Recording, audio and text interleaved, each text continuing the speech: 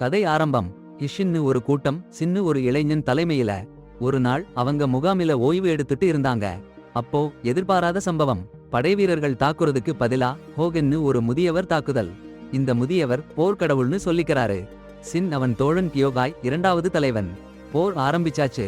அவங்க ரெண்டு பேருமே அந்த கூட்டத்திலேயே வலிமையானவங்க. ஆனா ஹோகன் பயங்கர வலிமை. அவங்க அடியெல்லாம் அவருக்கு ஒண்ணுமே இல்ல. சில அடிகளிலேயே சின்ன நிலைகுலைஞ்சு நினைவு இழந்து விழுந்துட்டான். தலைவன் தோத்துட்டத பார்த்து கியோகாய் சண்டைக்கு தயாராச்சு. அவ கத்தி வீசுற குடும்பத்தை பட்டவ, நல்லா கத்திக்கிட்டவ. ஆனா ஹோகன் ரொம்ப வலிமையானவன். கியோகாயும் சுலபமா தோத்துட்டா. அப்போ ஹிஷின் கூட்டத்தாரும் கியோகாய்க்கு உதவி பண்ண முயற்சி பண்றாங்க. கியோகாய்க்கு மறுபடியும் சண்டை போட வாய்ப்பு கொடுக்கறாங்க. ஆனா ஹோகன் ரொம்ப புத்திசாலி. கியோகாய் அடிக்க போறது முன்னாடியே கண்டுபிடிச்சு எல்லா அட்டாக்கையும் சுலபமா தவிர்த்துட்டான். ஹோகன் அவளை கிள்ளி போட ரெடி ஆயிட்டான். ஆனா சரியா அந்த நேரத்துல ஷின் வந்து கியோகாயை காப்பாத்திட்டான். ஷின் உடனே வேறவங்களை ஈட்டி எடுத்து ஹோகனை மேல அடிக்க சொன்னான். ஆனா ஹோகன் ரொம்ப பலசாலி. அவங்க அட்டாக்கையே திருப்பி அடிச்சு தள்ளிட்டான். சீரியஸா சொல்றேன், ஷின் கூட்டத்துல நிறைய பேர் உயிரிழந்துட்டாங்க. ஷின் கூட கொடூரமா காயப்பட்டான். அவன் டீம் மெம்பர்ஸ் எல்லாம் சேர்ந்து ஹோகன் அட்டாக்கில இருந்து அவனை பாதுகாத்தாங்க. கொஞ்ச நேரத்துல சீன் ஆர்மி சோல்டர்ஸ் வந்துட்டாங்க. ஹோகன் சிஓ ஆர்மி டாப் ஜெனரல்னு சீன் எனிமி ஆர்மின்னு சொன்னாங்க. அதனால அவங்க கமாண்டர் ஹோகன் மேல அட்டாக் பண்ண சொன்னாங்க. ஆனா அப்போ சிஓ ஆர்மி வந்து அவங்க ஜெனரலை காப்பாத்தினாங்க. ரெண்டு ஆர்மிகளுக்குள்ள ஒரு மகா போர் துவங்கிடுச்சு. ஷின் கூட்டம் ஷின்னையும் கியோகாயையும் காப்பாத்த ஓடி போயிட்டாங்க. அவங்க ரெண்டு பேருக்கும் கொடூர காயம். காட்டுக்குள்ள ஓடி போகும்போது மங்கோக்குன்னு ஒரு கமாண்டர் நடத்துற வேற ஒரு சிஓ டீம் அவங்களை தாக்கிடுச்சு. அவனுக்கு பழிவாங்கணும்னு ரொம்ப ஆசை. ஏன்னா அவன் நண்பனை ஹிஷான் கூட்டம் கொலை பண்ணிட்டாங்க. பதிலுக்கு போராடாம ஹிஷான் கூட்டம் சிதறடிச்சு ஓடிப்போச்சு. அவங்களுக்கு மாங்கோகு பயம் இல்ல. பி இருவருக்கும் ரொம்பவும் நலிஞ்சு போயிருந்த ஷினை காப்பாத்தி ஓட வைக்கணும்னு தான் எல்லாம். மாங்கோகு கூட்டாரையும் ஏமாத்தி ஷினை கண்டுபிடிக்க விடாம பாதுகாப்பா அனுப்பி வைச்சாங்க. பியோவும் பீவும் ஷினை ஆபத்துல இருந்து தூரம் கொண்டு போக ஓடிட்டாங்க. ஆனா மாங்கோகுக்கு சீக்கிரமே தெரிஞ்சு போச்சு. அவன் நண்பனுக்கு காயம் பண்ணின ஷின் அந்த கூட்டத்துல இல்லன்னு. உடனே அவன் டீமுக்கு ஷினை தேட சொன்னான். ஒரு கிராமத்துல ஹிஷான் கூட்டத்தோட குடும்பத்தார் பிரார்த்தனை பண்ணிக்கிட்டு இருந்தாங்க. அவங்க அன்புக்குரியவர்கள் போர்ல உயிரோட வீடு திரும்புவாங்களான்னு நம்பிக்கையோட காத்திருந்தாங்க. காட்டுல பீவும் தொண்டை காய்ஞ்சு போச்சு. ரொம்ப தூரம் நடந்து உடம்புல காயங்களோட வந்தாங்க. ஹோகனோட போர்ல காயப்பட்டாங்க. ரத்தத்து சாரல் எதிரிகளுக்கு வழிகாட்டும்னு பீ உணர்ந்தான். பியோ ரத்தம் நிறைய வழிஞ்சு கிடக்கிறத நிறுத்த சொன்னான். பிறகு பீ ஒரு தெய்வீகமான முடிவு எடுத்தான். அவன் சரியா பகைவால கலங்கடிக்க ஒரு புது வித்தையை பயன்படுத்தி பியோவும் ஷினும் தப்பிச்சு போக வழி செஞ்சாங்க. முதல்ல பியோ ஷினை விட மாட்டேன்னு பிடிவாதம் பிடிச்சாரு. ஆனா ஷினோட உயிர் முக்கியம்னு ஷின் சொன்னதும் அவரு சம்மதிச்சாரு. ஷின் அவங்க தலைவன் மட்டும் இல்ல, அவங்க நண்பனும் கூட. நான் சரியாயிடுவேன், என்னை வீட்ல ஒருத்தர் எதிர்பார்க்குறாங்கன்னு பியோ கிட்ட வாக்கு கொடுத்தாரு ஷின். போறதுக்கு முன்னாடி நீ நல்லா பாத்துக்கோ, ஷினை காப்பாத்தி மறுபடியும் சந்திப்போம்னு பியோ கிட்ட சொல்லிட்டு போனாரு. சூரியன் எழுந்தபோது ஷின் கண் விழிச்சான். பியோ அவன் பக்கத்துல சோர்ந்து கிடந்தாரு.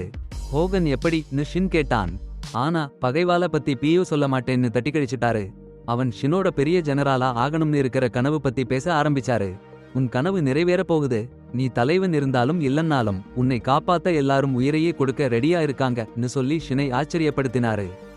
ஆனா பியோ செஞ்ச விஷயம் ஷின் கிட்ட சொல்லல. அவன் கடைசி மூச்சு விட போறான். கண்கள் மூடிச்சு, இதயம் நின்னுச்சு. நெஞ்சில ஒரு குத்து.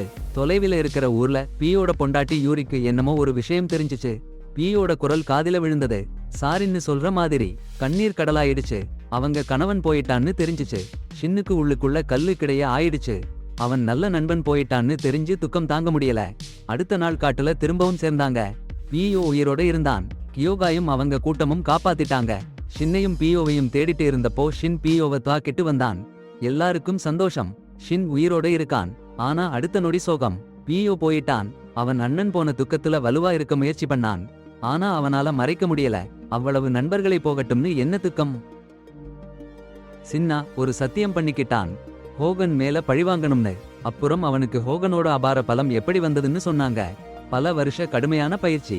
அவள் சொன்னா ஹோகன் சின்னா மேல விட்ட அந்த கொலைவெறியான அடியில யாரும் தப்பிக்க முடியாதுன்னு. சின்னா உயிர் தப்பிச்சது அதிர்ஷ்டம். கொஞ்ச நாளைக்குள்ள சின்னாவும் அவன் கூட்டமும் பெரிய ஜெனரல் லோகிய போய் பார்த்தாங்க. சீன் படையோட தலைவன். அவங்க சொன்னாங்க 36 பேர் மட்டும்தான் இருக்காங்கன்னா போர் நிறுத்த மாட்டோம்னு. லோகி அவங்க தீர்மானத்தை பார்த்து அசந்து போயிட்டாரு. சீன் படையில சேரவிட்டாரு. அதே சமயம் வேற சீன் ஜெனரல்கள் மொபுவும் கூவும் சியாவோ படையோட போர் பண்ணிக்கிட்டு இருந்தாங்க. அந்த நேரத்துல கரடின்னு ஒருத்தன் யுத்த தந்திர வல்லுனரா பயிற்சி எடுத்துக்கிட்டு இருந்தான். தூரத்துல இருந்து போற பார்த்துக்கிட்டு இருந்தான் வேற தந்திர வல்லுனர்களோடு. அவங்களுக்குள்ள ஒருத்தன் ரோக்கு போர்ல எப்படி நிறைய நிறமுள்ள கொடிகளை வச்சு சிக்னல் அனுப்புவாங்கன்னு விளக்கினான். போர்ப்புலத்துல மொபு ஹோகனை பார்த்துட்டான்.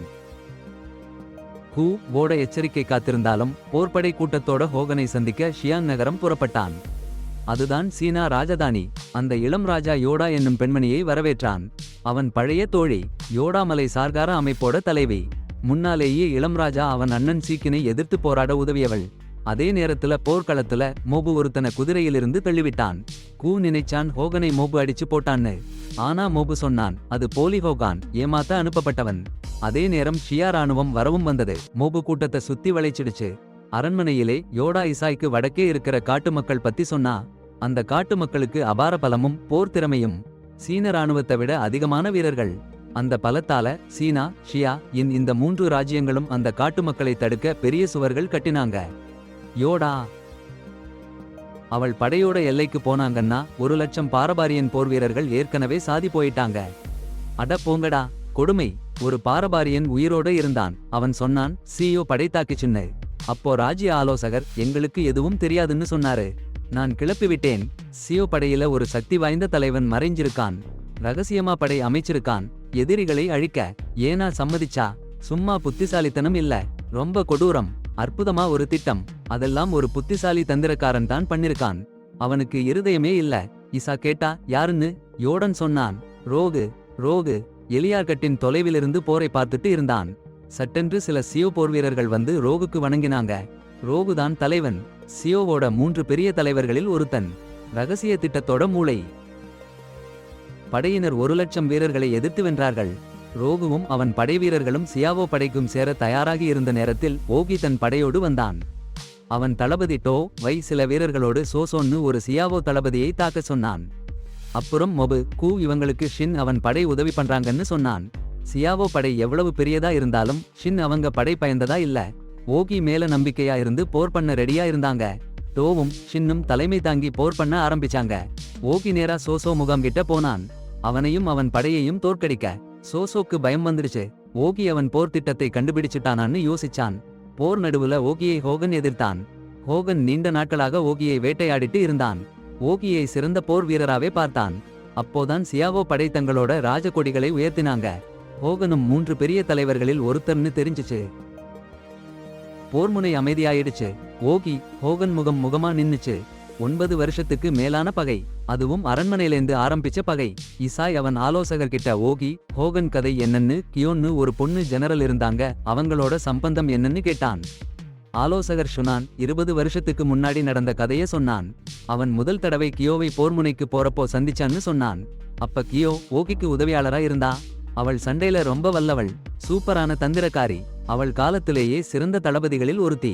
போருக்கு தயாராகும் போது ஓகி கியோவை பாதுகாக்க ஷுனான் கிட்ட கேட்டான். ஓகி அவனை மட்டும்தான் நம்புவான். கியோ ராஜா சொந்த மகள்னு ஒரு ரகசியத்தை ஓகி நிறைய வருஷமா மறைச்சு வச்சிருந்தான். கியோ அம்மா உயர் குடும்பத்தை சேர்ந்தவள் இல்ல. அதனால அரச குடும்பத்துக்கு கியோ உயிருக்கு ஆபத்துன்னு தோணுச்சு. அரச ஆட்சிக்காக நடந்த போட்டியால கியோவை பாதுகாக்க அவள் அம்மா. அப்புறம் ஓகி அப்பா கூடவே கியோ இருந்தா. சே ஒரு வேலைக்காரி பொண்ணுன்னு சொல்லி சீக்ரெட்ல வளர்த்தாங்க. ஒரு நாள் ராஜா ஷோ வந்தாரு ஓகி படையோட வெற்றியை பாராட்ட. அப்போதான் ராஜா ஷோ தன் பொண்ணு கியோவை பார்த்தாரு. யோ என்னடா அந்த பெண், ஒரு துணிச்சலான அருமையான வீரயோதிகையா வளர்ந்திருந்தா. அப்பா பொண்ணுன்னு தெரிஞ்சும் ராஜ்யத்துக்கு பாதுகாப்பா இருக்கணும்னு சீக்ரெட்ல வச்சுட்டாங்க. அப்புறம் முகமூடி போட்டு உண்மையை மறைச்சிக்கிட்டா கியோ. பெண்ணா இருந்தாலும் ஓகி மாதிரி ஒரு பெரிய ஜெனரல்லா ஆகணும், ராஜ்யத்துக்கு வெற்றி பெற்று தரணும்னு கனவு கண்டா. பல வருஷம் கழிச்சு அந்த கனவு நிறைவேறியது. 6 பெரிய ஜெனரல்களில் ஒருத்தியா ஆயிரக்கணக்கான போர்வீரர்களை வழிநடத்தினா. இப்போ பாருங்க, ஓகி ஹோகன் 2 பேரும் பயங்கரமா சண்டை போட்டுட்டு இருக்காங்க. படைகள் எல்லாம் ஆர்வமா பார்த்துட்டு இருக்கு. சண்டையில ஹோகன் 9 வருஷம் முன்னாடி நடந்த ஒரு கஷ்டமான விஷயத்தை ஓகி கிட்ட சொன்னான். ஓகிக்கு அந்த காட்சி மறக்கவே முடியாது. கடந்த காலத்துக்கு மாறிப்போச்சு. ஓகி கியோவை முகாமில் சந்திச்சான். அவளோட காயங்களுக்கு சிகிச்சை பண்றதுல உதவி பண்ணான். நம்ம 100வது கோட்டையை சேர்ந்து வெல்வோம்னு சொன்னான். அவன் பல வருஷத்துக்கு முன்னாடி கியோவுக்கு கொடுத்த வாக்கை நினைச்சு பார்த்தான். அது கேட்ட கியோவுக்கு பேரு இன்பம். ஓகி அவள் பக்கம் இருப்பான்னு மட்டுமில்லாம வாக்கையும் நிச்சயமா காப்பாத்துவான்னு புரிஞ்சுக்கிட்டா. இப்போ ஓகி ஹோகென்னோட கடுமையான போர். 9 வருஷம் முன்னாடி நடந்ததை ஓகி மறக்க முடியல. ஹோகென் கியோவையும் அவளோட படையினரையும் கொன்னான். அப்போ ஓகி ரொம்ப கடுமையா போராடி ஹோகெனுக்கு கடுமையான காயம் பண்ணினான். ஹோகென் சாவ போறேன்னு நினைச்சான். ஆனா உயிர் பிழைச்சான். அதுக்கு பிறகு ஓகி மேல வெறியோடு பழிவாங்க சத்தியம் பண்ணான். இப்போ போர் நடக்குது. கோகாய் ஆச்சரியப்பட்டான். ஹோகென் போர் கடவுளா சொல்லப்படுறவன்கிட்டேயும் ஓகி எவ்வளவு வலிமையா கடுமையா போராடுறான்னு. ஹோகெனை ஓகி நிறுத்தி அவனை தோற்கடிக்க வாய்ப்பு கிடைச்சது. ஆனா அப்போ ரோகு டெம் படைகளோடு போர் பண்ண வந்தான். பயப்படாமல் ஓகி உற்சாகமா இருந்தான். ரோகுவும் படையோடும் வந்துடுவாங்கன்னு அவனுக்கு தெரிஞ்ச மாதிரி. போர் பயிற்சிக்கு உடனே தயாராகுங்கன்னு ஓகி சொன்னாச்சு. ஆனா ஹோகன் என்ன ஆனாலும் போரை முடிச்சே ஆகணும்னு அடம்பிடிச்சான். ஓகி ஹோகன் போராடிட்டு இருக்க டோ சோசோ அவன் படையை நோக்கி வேகமா போனான். சோசோவை டோ போர்ப்புல தோற்கடிச்சிட்டான். சின்னும் அவன் டீமும் துணிச்சலா போராடினாங்க. ஓகி சொல்ற கட்டளைய சரியா ஃபாலோ பண்ணினாங்க. காட்டு மிருகங்களைப் போல போராடுங்க, நம்ம நண்பர்களுக்கு கௌரவமா இருக்கணும்னு ஓகி கத்தி உற்சாகப்படுத்தினான். போர்ல சியாவோ படையில ஒருத்தன் ஓகிய பார்த்து வில் விட்டான். சின் அவனை தடுக்க முயற்சி பண்ணான். ஆனா சரியா இல்ல. அம்பு ஓகிய அடிச்சிடுச்சு. அதே சமயம் ஹோகன் ஓகிய குத்திட்டான். சின் சீறி போய் அம்பு விட்டவனை அப்புறப்படுத்திட்டான். சரியான நேரம் இல்லன்னு ஓகிக்கு தெரிஞ்சும் அவன் சரணடையல. அவன் போராடிட்டே இருந்தான். சபதம் பண்ணி போர் செய்யுங்கன்னு கத்தி கத்தி உத்தரவு பொழிஞ்ச நேரத்துல ஓகி ஒருத்தன் தனியா போராடி ஹோகன் கிட்டேயே போய் நின்னுட்டான். ஆனா ஹோகன் அவன் அடி என்ன விழுறதுன்னு பார்க்க முன்னாடியே தடுத்திட்டான். அப்போதான் ஷின் வந்து ஓகிக்கு காப்பாத்திட்டான். கொஞ்ச நேரத்துல டோ வந்து அங்க லீடரா ஆயிட்டான். அவன்தான் 2வது கமாண்டர். ஒரு நாள் சேர்ந்து குதிரையில போறப்போ ஓகி ஷின்னை கண்ணை மூடுன்னு சொன்னான். கண்ணை திறந்தா போர்க்களத்துல எப்படி ஒரு மகா ஜெனரால் எல்லாத்தையும் பாக்குறான்னு காமிப்பேன்னு சொன்னான். ஷின் கண்ணை திறந்தா ஆச்சரியமா போர்க்களம் முழுசும் நல்லா தெரிஞ்சது. தூரத்துல இருக்கிற நண்பர்களையும் சரியா கண்டுபிடிச்சான். அங்க பாருங்க, மோபு கூட அவங்க படையோட வீரமா போராடிட்டு இருக்காங்க. எதிரிகள் எல்லா பக்கத்திலிருந்தும் அடிச்சாலும் சரி. ரோகா அமைதியா இருந்தா. ஓகி படை அவங்க கிட்ட வந்தாலும் சரி. ரோகா சொன்னான், ஓகி படைய அழிக்க நாம வந்தது இல்ல, சென் ராஜ்யத்தை தாக்க நாம வந்தது இல்ல. நம் லட்சியமே ஓகிய தோற்கடிக்கிறது. இப்போ நம் கையில அது இருக்கு. காயமடைஞ்ச ஓகி விட்டுட்டு போகலாம்னு ரோக்க முடிவு பண்ணான். ரோக்க ஓகி உடனே கொல்ல ஆசை இல்ல. ஏன்னா கொன்னாச்சுன்னா ஓகி படையின காட்டுல நம்மள ஓட ஓட விரட்டி அடிப்பாங்க. அப்புறம் ஓய்வே இல்ல. சரி, படைத்தலைவன பொறுப்ப டோ கொடுத்தான் ஓகி. வலிமையான சிறந்த போர் வீரன் டோ. அப்போ மோபு ஓகி கிட்ட மன்னிப்பு கேட்டான். எல்லா பிரச்சனைகளுக்கும் காரணம் நான் தான்னு. ஆனா ஓகி மோபு வை குறை சொல்லல. நீ சிறந்த தளபதி. எதிர்காலத்துல சின் நாட்டுல சிறந்த தளபதியா நீ மாறுவன்னு சொன்னான். இறக்குற நேரத்துல ஓகி சின் முக்கியமான சில சொல்றான். கடுமையா பயிற்சி பண்ண, போர்க்களத்துல உன் முழு சக்தியையும் உன் நண்பர்களோட சேர்ந்து போராடு நூ உற்சாகமா சொன்னான். சின் சிறந்த தளபதியா மாறுவான்னு நம்பினான் ஓகி. இறப்பதற்கு முன்பு தன் ஆயுதத்தை சின் கொடுத்தான் ஓகி. தன் உண்மையான வாரிசா சின் பார்த்தான். ஓகி இறந்துட்டான்னு செய்தி. அரண்மனைக்கு போய் சீக்கிரம் ஓகி ராஜா ஷோவோட கடைசி செய்தியை எனக்கு சொன்னான்னு சுனான் கிட்ட இசாய் சொன்னான். அந்த செய்தி ராஜா ஷோ சொன்னது சென் ராஜ்யத்துக்கு உண்மையான தலைவனா இருக்க போறவனுக்கு. ஆண்டுகள் அந்த செய்தியை ஓகி பாதுகாப்பா வச்சிருந்தான். இசாய் ராஜாவானதும் தான் அதை திறந்து விட்டான். இசாய் எவ்வளவு கஷ்டப்பட்டு நாட்டை ஒன்றிணைச்சான், நண்பர்களை கவனிச்சான், எதிரிகளோட தைரியமா சண்டை போட்டான்னு ஓகி பார்த்துட்டான். அதனால தான் இசாய்க்கு அந்த செய்தியை சொன்னான். இசாய்க்கும் சென் நாட்டுக்கும் தன்னை முழுசா அர்ப்பணிச்சிட்டான். இன்னொரு பக்கம் ரோகு ஹோகனுக்கு சூப்பர் கமாண்டர் பதவியை வாழ்நாள் முழுக்க கொடுக்க நினைச்சான். ஆனா ஹோகன் மறுத்துட்டான். ஓகிய பிடிச்சிட்டான்ல, போர் வேண்டாம்னு சொல்லிட்டான். கடைசியா ஷின் தோழர்களை கூப்பிட்டு ஓகி இறந்துட்டதால வருத்தப்படாதீங்கன்னு சொன்னான். நீங்க நல்லா நிமிர்ந்து நில்லுங்க, பெருமையா இருங்கன்னு உற்சாகப்படுத்தினான்.